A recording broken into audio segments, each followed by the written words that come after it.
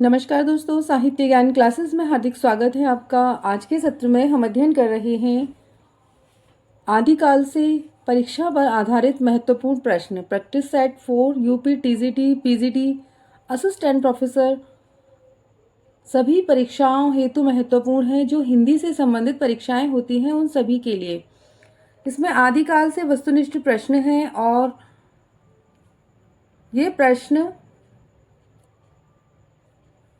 हिंदी साहित्य से संबंधित परीक्षाओं के लिए बहुत ही महत्वपूर्ण है। प्रश्न है, कौन सा ग्रंथ सर्वाधिक विवादित रहा है? और इसमें सही उत्तर है डी, पृथ्वीराज रासो।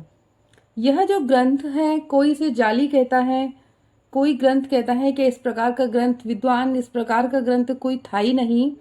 तो सर्वाधिक विवादित जो ग्रंथ रहा हिंदी साहित्य का वह पृथ्वीराज रासो रहा। आदिकाल का सर्वाधिक प्रसिद्ध काव्य कौन सा है? सही उत्तर है बी, पृथ्वीराज रासो। ये विवादित भी रहा और सबसे प्रसिद्ध भी रहा, क्योंकि विवाद में रहा इसलिए यह काव्य प्रसिद्ध हो गया। सभी इसको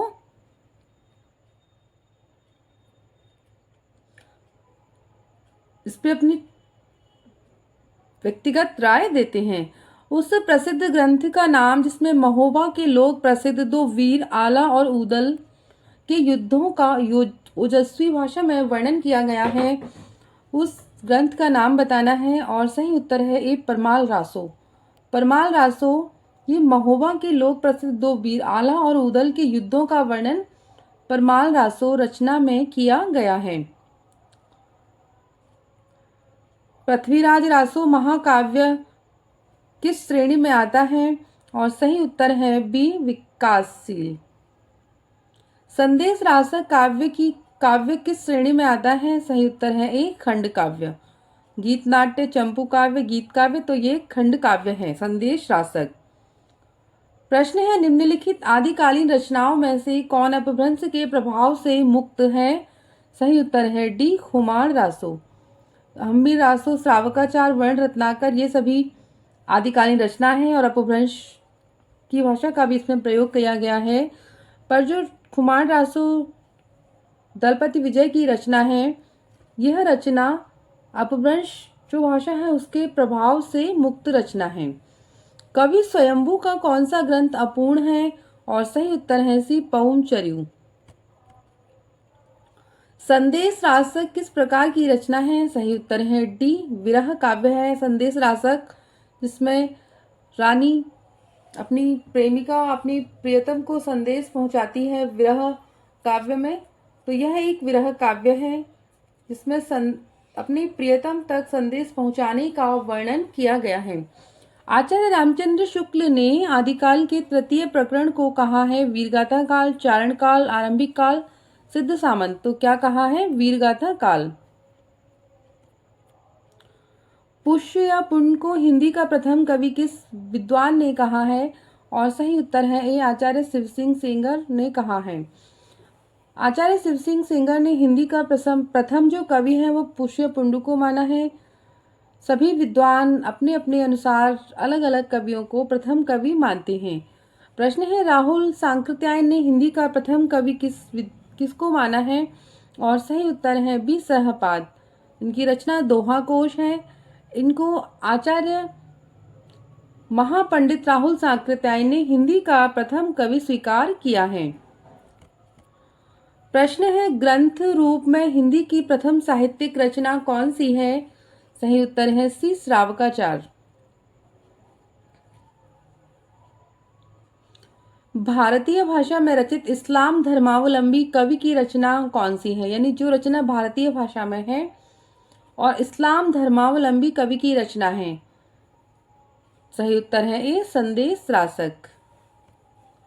संदेश रासक की रचयिता कौन है? सही उत्तर है बी, अब्दुल रहमान या उद्मान जिन्हें कहा जाता है। ये रचना इनके द्वारा रचित है। हिंदी साहित्य का आदिकाल व्याख्यान ग्रंथ किसका है? सही उत्तर है ए, आचार्य पंडित हजारी प्रसाद द्विवेदी।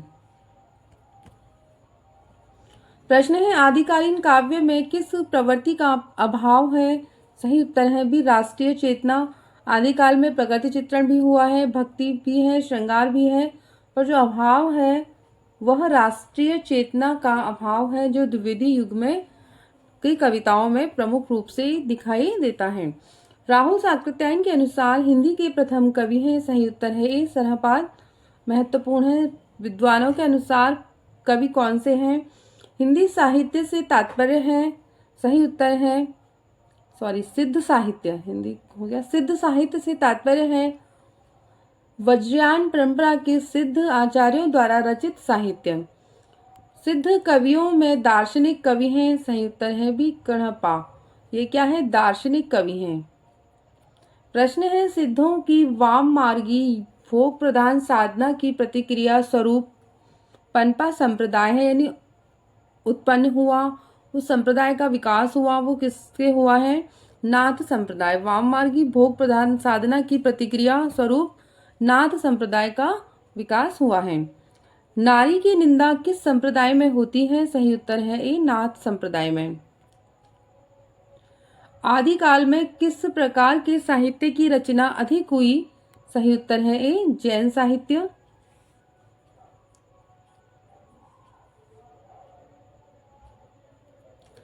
प्रश्न है नाथों ने अपने संप्रदाय के सिद्धांतों का प्रचार प्रसार करने के लिए किस भाषा का प्रयोग किया?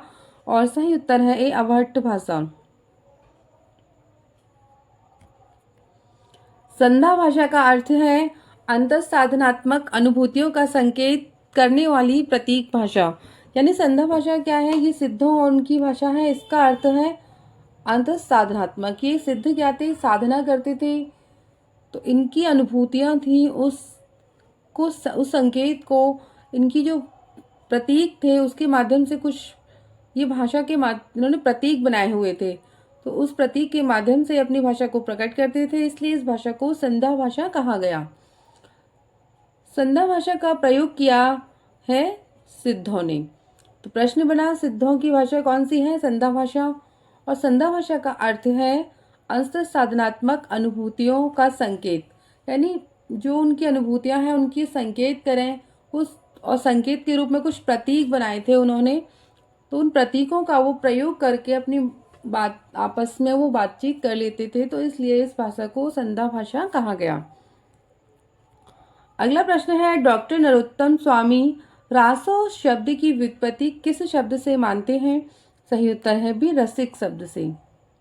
रासो शब्द संबंध रसायन से किसने जोड़ा है? आचार्य रामचंद्र शुक्ल ने। बीसलदेव रासो में राजा बीसलदेव के साथ किसके विवाह, वियोग और पुनर्मिलन की कथा है? सही उत्तर है सी राजमती। पहले बीसलदेव रासो में इनका विवाह होता है, फिर वियोग होता है और फिर पुनर्मिलन की यानी इनका दोबारा से मिलन होता है। तो इस कथा का वर्णन बीसलदेव रासो में किया गया है और इनकी नायिका का नाम है राजमती। खुमाण रासो में सही उत्तर है डी चित्तौड़ के खुमाण के युद्धों का वर्णन किया गया है। ये प्रश्न बना खुमाण रासो जो ग्रंथ है इसमें कहाँ के युद्धों का वर्णन किया गया है? तो चित्तौड़ के खुमाण के युद्धों का वर्णन किया है। निम्नलिखित में से कौन सी रचना अर्ध प्रमाणिक है? सही उत्तर है डी बी परमाल रासो और सी है पृथ्वीराज रासो। इन दोनों को अर्ध प्रमाणिक ग्रंथ मानते हैं।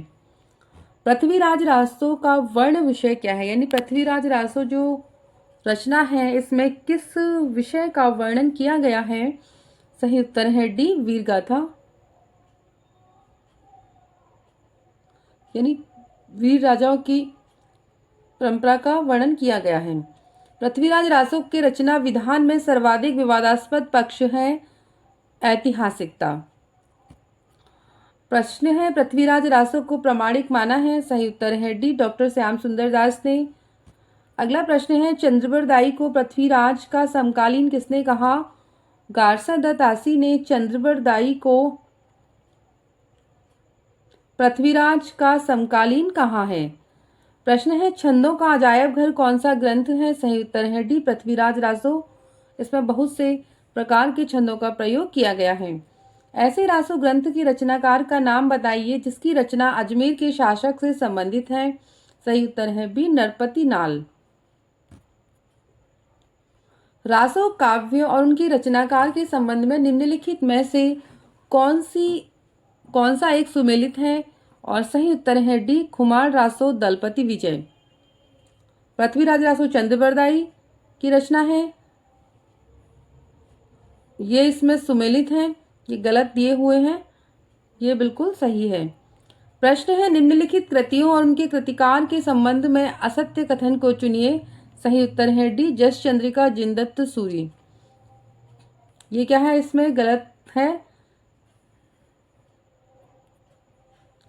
अपभ्रंश को पुरानी हिंदी सिद्ध करते हुए हिंदी साहित्य का आरंभ 7वीं और 8वीं शताब्दी माना है चंद्रधर शर्मा गुलेरी जी ने। पुरानी हिंदी से कहीं भी प्रश्न आए कि पुरानी हिंदी किसने माना है, पुरानी हिंदी क्या है, तो पुरानी हिंदी को सीधे आप चंद्रधर शर्मा गुलेरी से जोड़ दीजिए और आपका प्रश्न का उत्तर सही हो जाएगा। आचार्य शुक्ल ने आदिकालीन कृतियों पर विचार करते हुए कितने ग्रंथों को प्रामाणिक माना है? सही उत्तर है डी, 12 ग्रंथों को इन्होंने प्रामाणिक माना है। आचार्य रामचंद्र शुक्ल ने आरंभिक काल के जिन 12 ग्रंथों को प्रामाणिक माना है उनमें से किस ग्रंथ का मूल रूप सुरक्षित नहीं है? परमाल रासो और पृथ्वीराज रासो जो विवादित रहे हैं, ये रचनाएं अपने मूल रूप में प्राप्त नहीं हुई हैं। प्रश्न है, सहजियान का प्रवर्तक किसे कहा जाता है? और सही उत्तर है डी, सरहपा। बीसलदेव रासो के रचनाकार? सही उत्तर है डी, नरपति नाल की रचना है बीसलदेव रासो। हिंदी काव्य में प्रयुक्त होने वाला 12 मासा सबसे पहले किस ग्रंथ में मिलता है? सही उत्तर है बी, बीसलदेव रासो में। प्राकृत पैंगलम में उपलब्ध छंदों के आधार पर किस काव्य की कल्पना की गई है? हम्मीर रासो। प्रश्न है, राठौर राठी ख्यात में किन ग्रंथों का उल्लेख हुआ है? सही उत्तर है बी, जय चंद्र प्रकाश और जयमय जस चंद्रिका। कन्नौज के राजा जयचंद्र की वीरता का गान किया गया है। बताना है कि कन्नौज के एक राजा हैं, उनकी वीरता का, जयचंद्र, उनकी वीरता का गान किस रचना में हुआ है? तो ये रचना है भट्ट केदार कृत जय चंद्र प्रकाश। आदिकाल के अंतिम चरण के प्रसिद्ध कवि कौन थे? सही उत्तर है बी, अमीर खुसरो, जो खड़ी बोली के प्रसिद्ध कवि हैं। पृथ्वीराज रासो को चंद्रबरदाई अपने जीवन काल में पूर्ण नहीं कर सके। रासो को पूर्ण करने का कार्य उनके पुत्र ने किया, उनका क्या नाम है? सही उत्तर है सी, जल्लड़। पृथ्वीराज रासो के पुत्र हैं ये और इन्होंने इनकी रचना है पृथ्वीराज रासो चंद्रबरदाई की पुत्र हैं ये और इन्होंने इस ग्रंथ को पूर्ण किया है। पृथ्वीराज रासो में कवि ने प्रकृति के किन रूपों का वर्णन किया है? सही उत्तर है ए, आलम्बन व अनुभाव। पृथ्वीराज रासो का प्रधान विषय है? सही उत्तर है ए, वीर रस की प्रधानता है, उसमें युद्ध का वर्णन किया गया है। पृथ्वीराज रासो में कुल कितने समय यानी सर्गों का समावेश है? महत्वपूर्ण है। पृथ्वीराज रासो से सर्ग से बहुत बार प्रश्न आते हैं कि पृथ्वीराज रासो में कितने सर्गों का समावेश है? तो सही उत्तर है बी, 69, 69 समय। रेवा तट पृथ्वीराज रासो का कौन सा सर्ग है? महत्वपूर्ण है, सर्गों से भी बहुत बार प्रश्न आते हैं, जो आदिकालीन रचनाएं हैं उनसे सर्गों से प्रश्न आते हैं। जो रेवा तट है पृथ्वीराज रासो का एक सर्ग है और इसमें बताना है ये कौन सा सर्ग है? तो 27वां 27 सर्ग है रेवा तट। पृथ्वीराज चौहान के सेनापति चामंड राय किस नगरी को जीत कर आए थे? सही उत्तर है सी, देवगिरी। सेनापति चामंड राय ने पृथ्वीराज को कहाँ चलने के लिए प्रेरित किया था? सही उत्तर है ए, रेवा तट के समीप के वन में आखेट करने के लिए, यानी वहां पर शिकार करने के लिए। रेवा तट के अनुसार निम्नलिखित में से कौन सा युग्म सही नहीं है? और सही उत्तर है बी, चामंड राय पृथ्वीराज के चाचा।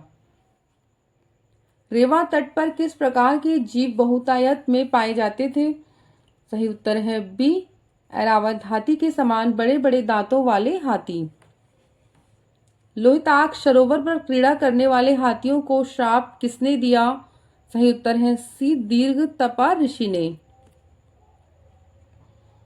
पाल काव्य ऋषि और हाथियों में परस्पर प्रीति का कारण था। सही उत्तर है बी। पाल काव्य ऋषि भी एक हाथी थे। उन्हें श्राप दिया था, पहले वो ऋषि थे।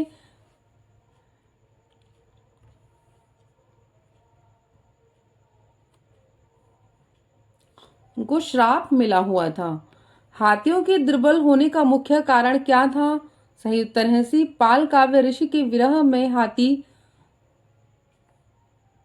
कृशकाय होते चले गए। तो पाल काव्य क्या थे? पहले हाथी थे, बाद में तो क्या था, उनको विरह उनका था, इस कारण सभी हाथी क्या हो गए? कमजोर हो गए, उनकी याद में दुर्बल होते गए। पृथ्वीराज चौहान को रेवा तट पर आखेट करते समय चंद्रपुंडी का पत्र मिला। उस पत्र का वर्ण विषय क्या था? सही उत्तर है बी। उसमें लिखा था कि शहाबुद्दीन गौरी ने चौहान पर आक्रमण करने के लिए एक बड़ी सेना तैयार की थी। तातार मारूफ खां पृथ्वीराज रासो के अनुसार संभवतः कौन था? सही उत्तर है सी। शहाबुद्दीन गौरी का प्रधान सेनापति। शहाबुद्दीन गौरी और पृथ्वीराज चौहान के बीच 4 दिन तक युद्ध चला। अंत में क्या परिणाम क्या हुआ? सही उत्तर है बी। पृथ्वीराज चौहान के युद्ध योद्धा गुर्जर ने गौरी को पकड़ लिया। खालिक बारी, दो सुखने व तुगलकनामा रचना के रचनाकार हैं और सही उत्तर है ए अमीर खुसरो। ये खालिक बारी, दो सुखने, गजल, तुगलकनामा, पहेलियां, ये सभी अमीर खुसरो की रचनाएं हैं। खुसरो ने अनेक पहेलियां, मुकरियां, निस्बत, सुखने आदि लिखे हैं। खुसरो की पहेलियां कौन से 2 रूपों में मिलती हैं? सही उत्तर है सी। अंतरलापिका और बहिर्लापिका।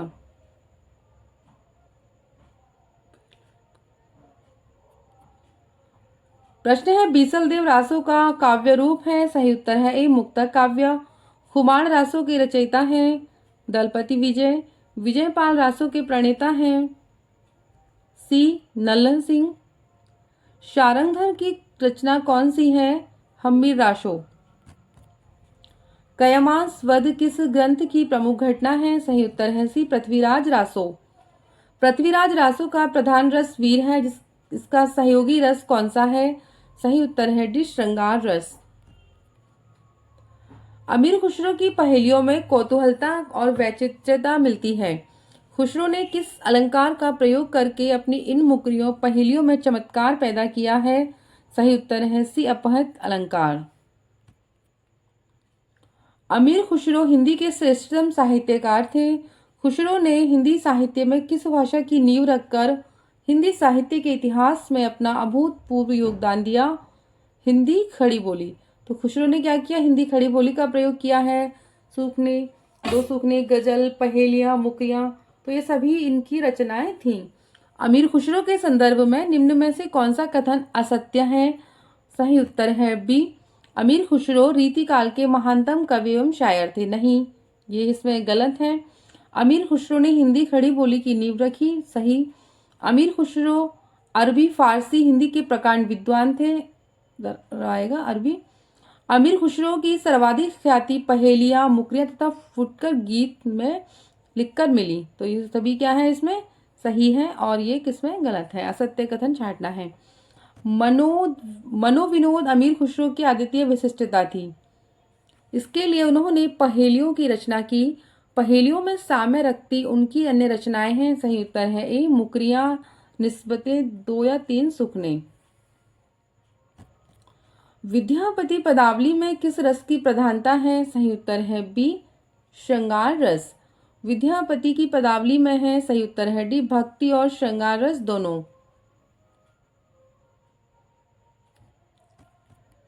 निम्न में से कौन सी रचनाएं विद्यापति की नहीं है? सही उत्तर है डी बर्वे रामायण और गीतावली। बर्वे रसायन लिखा है, रामायण होगा। गया पत्तलक, सैव सर्वसार, वर्णकृत्य, पुरुष परीक्षा, कीर्ति लता और कीर्ति पताका, तो ये सभी रचनाएं विद्यापति जी की हैं और ये वाली विद्यापति की नहीं है। विद्यापति विभिन्न भाषाओं के जानकार थे। उन्हें संस्कृत, प्राकृत, अपभ्रंश, मैथिली आदि भाषाओं का ज्ञान था। विद्यापति ने अपनी रचना पदावली किन भाषाओं में लिखी है? और सही उत्तर है बी ब्रजबुली और मैथिली। ब्रज में अपनी रचनाएं विद्यापति ने लिखी हैं। तो आज के सत्र में इतना ही। क्लास अच्छी लगी है तो लाइक कीजिए, चैनल को सब्सक्राइब कीजिए।